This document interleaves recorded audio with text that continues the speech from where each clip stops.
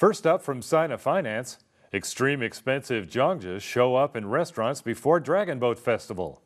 With the Chinese Dragon Boat Festival arriving, many stores are selling different kinds of Zhangzhe, the traditional Chinese rice dumplings wrapped in reed leaves. Some outrageously expensive Zhangzhe shows up in some high-ranking starred restaurants, which are 4 to 5 times more expensive than normal products selling in the market. In Taiyuan city of Shanxi province, a restaurant displays the making process of a huge Zhangzhe sold at a unit price of 9,999 RMB, around 1,600 US dollars. According to the restaurant host, this special Zhangzhe was the same as the other rice dumplings, but the inside fillings are made up of some expensive materials like abalone truffle and so forth.